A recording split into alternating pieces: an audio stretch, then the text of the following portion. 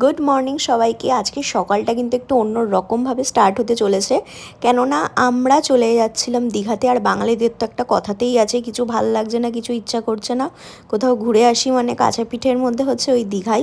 তো দীঘা কিন্তু আমারও খুব মোস্ট ফেভারিট একটা জায়গা। হঠাৎই সেদিন প্ল্যান হয়, তো সেদিন বেরোনোর পরে সকালে আমরা একটা জায়গায় কোলাঘাটে দাঁড়িয়েছিলাম। আমি এখানে লুচি, চানা মশলা আর স্যালাড, পেঁয়াজ, আচার আর তার সঙ্গে একটা ডিম পোচ নিয়েছিলাম।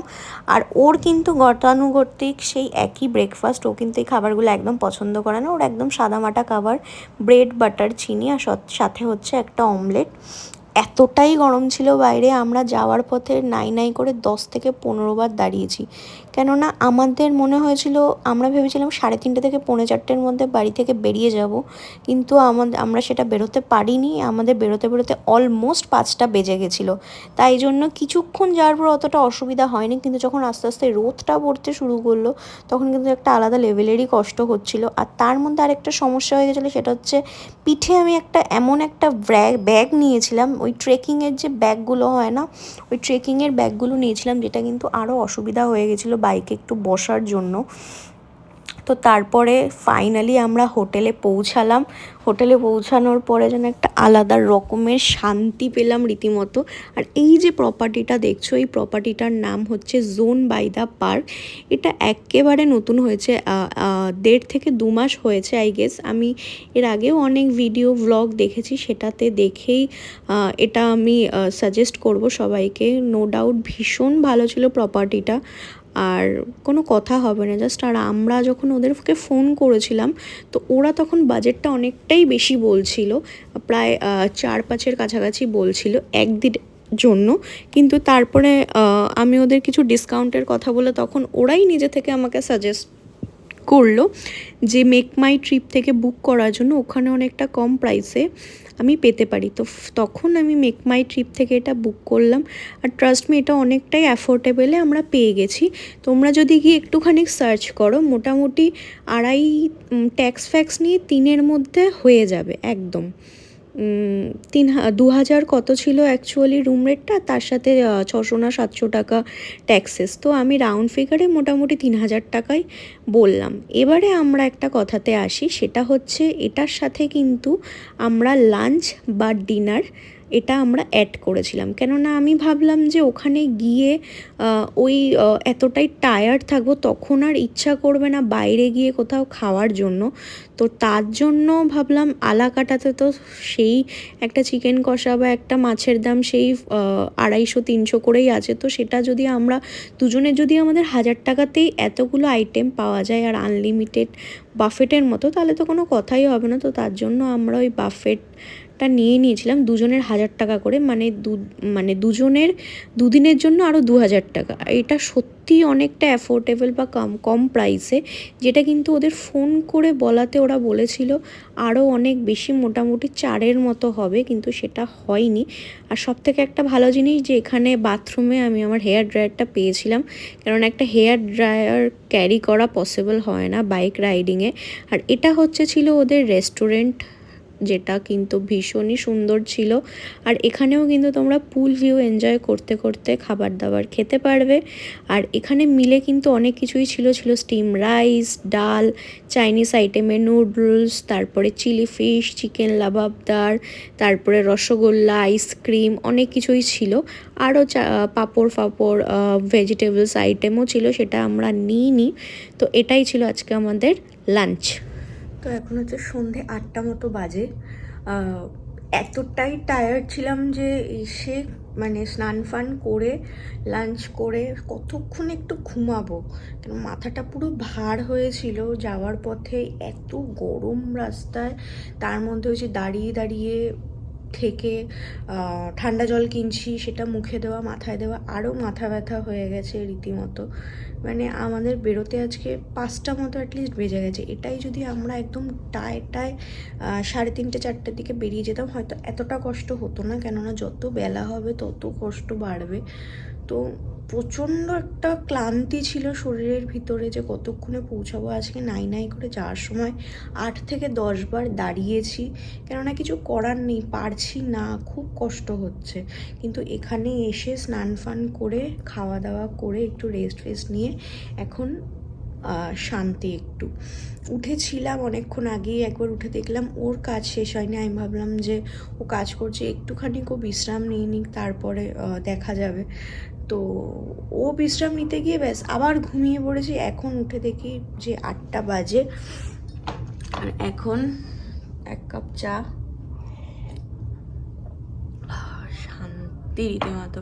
মানে এতটাই ভালো লেগেছে যে মনে হচ্ছে আরও একটা দিন স্টে করে যাই। আমরা কালকের দিনটা থাকবো, কিন্তু তাও মনে হচ্ছে আরও একটা দিন স্টে করে যাই। মানে এতটাই ভাল লেগেছে।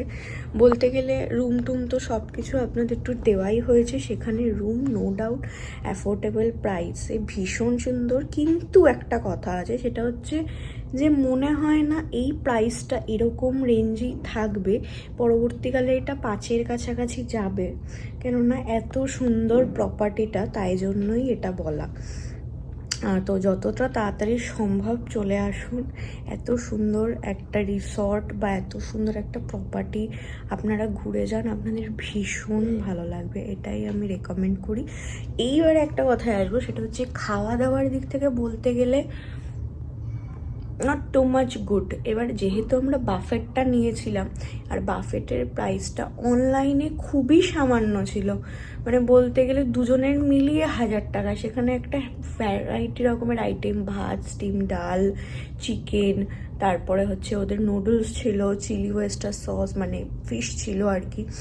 তো সেদিক থেকে বলতে গেলে ওদের কোয়ালিটিটা খুব একটা ভালো ছিল না। কিন্তু এটাই যদি হয়তো আমরা আলাকাটায় নিতাম, সেটা হয়তো ভালো হতো, জানি না। কিন্তু দুপুরের খাবারে ওভারঅলে আমার 10 টু আউট অফ 5 এরকমই থাকবে। সো এটাই তো। এখন ভাবছি কখন যাব, তো চলো যাওয়া যাক।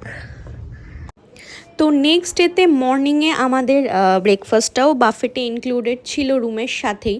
সাথে ছিল হচ্ছে আলু পরাঠা, তারপরে বিভিন্ন সর্টে ভেজিটেবলস, ইডলি, ধোসা, অমলেট, ক্ষীর, বিভিন্ন রকমের ফ্রুটস, ব্রেড, বাটার, জেলি, যে যেটা দিয়ে প্রেফার করবে। সঙ্গে ছিল চিকেন স্টু। সাধারণত কোনো রিসর্টে ননভেজ আইটেমটা থাকে না, কিন্তু এটাতে কিন্তু ছিল। ভাবলাম ব্রেকফাস্টে এসে সসেজটা খাবো, কিন্তু আজকে সসেজের বদলে দেখছি চিকেন স্টু হয়েছে। ওখানে আমার মনটাই খারাপ হয়ে গেছে, বিকজ সসেজটা খেতে আমার দারুণ লাগে। এখন পিজা খাচ্ছি, আর ও তো গতানুগতিক একই ব্রেকফাস্ট, ডিম সেদ্ধ, পাউরুটি, কলা, একই। বাইরে থাকলেও তাই, এখানে আসলেও তাই, সেম, নো চেঞ্জেস। আমগুলো দিয়েছে, আমগুলো না কেমন মানে মিষ্টি না, ঠিক কাঁচা মিঠে আম টাইপের। মানে আমগুলো অতটা মিষ্টি নয়, মধ্য কথা আম হতে হবে মিষ্টি, কিন্তু আম মিষ্টি নয়, একটু কাঁচা মিঠে টাইপের। তারপরে যারা থাকে ধোসা, ইডলি, তারপরে আলু পরাঠা, তারপরে যা যা মোটামুটি থাকার কথা সবই আছে। শুধু এই সসেজটার জন্য আমার মনটা খারাপ হয়ে গেছে। তো কালকে আমাদের চেক আউট, তো জানি না কালকে কী হবে। না কালকে কী হবে মানে কালকে তো হবে, কালকে তো চেক আউট করতেই হবে। অ্যাকচুয়ালি প্রপার্টিটা এতটাই সুন্দর, সত্যি প্রপার্টিটা ছিল যেতে ইচ্ছে করছে না। এটা খুব মানে নতুন হয়েছে, 1 থেকে 1.5 মাস হয়েছে আগে। বেবি হবে, বেবি প্লিজ, বেবি খাও। কোন বেবি মি কেমন সুন্দর বেবি, মানে বলো বেবি ভেজিটেবলস খাচ্ছে।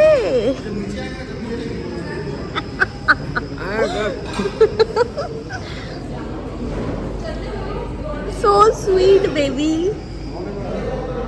বেবি ব্রোকলি খাচ্ছে অ্যান্ড ইংলিশ কুকুম্বার খাচ্ছে আমার বেবি। অনেকে তাকিয়ে আছে। পরে না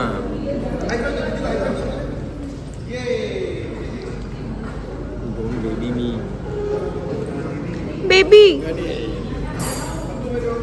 তো আফটার ব্রেকফাস্ট একটু ঘুরে ফিরে লাঞ্চে চলে এসেছি। লাঞ্চেও কিন্তু আজকে সেম অনেক আইটেম ছিল। আজকে জিরা রাইস, ধাবা স্টাইল ডাল মাখনি, চিকেন, স্যালাড, রুটি, স্যুপ। কিন্তু আমরা যে আইটেমগুলো মোটামুটি প্রেফার করি ওই চিকেন, ভাত, রুটি, বাস এগুলোই নিয়েছি। কোনো ফিশের আইটেম আমরা নিইনি। এটাও কিন্তু ওই বাফেটেই ইনক্লুডেড ছিল। তো এগুলোই আমরা নিয়েছিলাম। আপনারা চাইলে আরও অনেকগুলো আইটেম ছিল, সেগুলো আপনারাও নিতে পারেন, কিন্তু আমরা নিই। আর সবথেকে আজকের বেস্ট যেটা লেগেছিলো সেটা হচ্ছে গোলাপ জামুন আর সঙ্গে হচ্ছে আইসক্রিম। ট্রাস্ট মি, এটা আমার সবথেকে ফেভারিট একটা ডিশ। কালকে ছিল রসগোল্লা আর আইসক্রিম, আর আজকে আছে গোলাপ জামুন। আই থিঙ্ক এই কম্বিনেশনটা বেস্ট। রসগোল্লার সাথে আইসক্রিম অতটা না গেলেও গোলাপ জামুনের সাথে কিন্তু খুব ভালো যায়। তো লাঞ্চ করার পরে সেদিনকে আমরা একটু পুলে নেমেছিলাম, তারপরে খুবই টায়ার্ড হয়ে গেছিলাম। আর এটা ছিল নেক্সট ডেতে ব্রেকফাস্ট, আর ওই দিনই কিন্তু আমরা চেক আউট করবো। সো ফাইনালি আমার ফেভারিট সসেজটা হয়েছে। আমি এখানে ব্রেড, ভাড়া, তারপরে হচ্ছে সসেজ, পেঁয়াজি, আরও অনেক কিছু নিয়েছিলাম। আর ওদের সঙ্গে বাটার মিল্ক, আরও অনেক রকমের জুসও কিন্তু ইনক্লুডেড ছিল।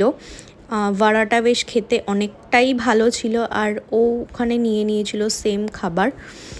তো ফাইনালি আজকে আমাদের চেক আউটের দিন। তো মনটা তো একটু খারাপ হচ্ছে, ইচ্ছাই করছিল না আসতে, মনে হচ্ছিল আরও একটা দিন থেকে যাই। আর আমি বিভিন্ন জায়গায় কি বিভিন্ন রকমের এক্সপেরিমেন্ট করি, সেটা হচ্ছে ব্রেডে বাটার লাগিয়ে তার উপরে অমলেট রেখে বেশ একটা স্যান্ডউইচ বানাই। এগুলোই আমি করে থাকি রীতিমতো। খাবার খেতেই ভালো। ভালো করে বানিয়ে দিয়েছি। বানাতে বানাতে আমার খিদেটাই তো চলে যাচ্ছে। একবার খিদে চলে গেলে কি করে হবে। তো আমরা চেক আউট করে বেরিয়ে গেছি, আর বেশ কিছুটা রাস্তা যাওয়ার পরেই মানে আর পারছিলাম না, খিদা পেয়ে গেছিলো। ভেবেছিলাম কিছু জুস ফুস নেব, কিন্তু ও বলল জায়গাটা ভালো এখানে বরঞ্চ আমরা লাঞ্চটা করিনি। তার জন্য স্টিম রাইস, ডাল, ঝুরি আলু ভাজা, এক পিস কাতলা মাছ ভাজা। কেননা আমি তো মাছ খাই না, ভাবিনি যে এতটা তাড়াতাড়ি লাঞ্চ করব, কিন্তু ভাবলাম বেরিয়ে যখন পড়েছি, এখানটা যখন ফাঁকাও আছে, প্লাস আরও অনেকটা রাস্তা রাইড করতে হবে, তো ভাবলাম লাঞ্চটা করেই নিই। আমি ভেবেছিলাম আমি কিছু খাবো না, কিন্তু ভাবলাম যে না, খাবারগুলো দেখে বেশ লোভনীয় লাগলো, তার জন্য আমিও লাঞ্চটা ফাইনালি সেরে ফেললাম ভাত, ডাল আর ঝুরি আলু ভাজা দিয়ে। তো আবার যথারীতি আসার পথে আমরা একটা জায়গায় দাঁড়িয়েছিলাম, এটাই দেখানোর চেষ্টা করছিলাম যে বাইকের পেছনটা যদি আরেকটু এক্সটেন্ড করা থাকতো এত অবধি, তাহলে হয়তো এতটা প্রবলেম হতো না। কিন্তু কোথাও ঘুরতে গেলে বারবার রেকমেন্ড করা হয় যে সমস্ত প্রিপারেশান নিয়ে বেরোনোর জন্য, যেটা আমি এটাতে একটু ভুক্তভোগী হয়েছি। তো ফাইনালি আমরা সন্ধ্যে 7টা নাগাদ বাড়ি ফিরলাম। বাড়ির রাস্তাটা দেখেই মনটা আলাদাই আনন্দে ভরপুর হয়ে উঠল। সুতরাং এখানেই আজকের ব্লগটা শেষ করছি। সবাই ভালো থাকবেন, সুস্থ থাকবেন, সাবধানে থাকবেন। খুব শিগগিরই দেখা হবে পরের একটা ব্লগে। ভালো লাগলে অবশ্যই একটা লাইক, কমেন্ট আর সাবস্ক্রাইব করে দেবেন চ্যানেলটাকে। Thank you.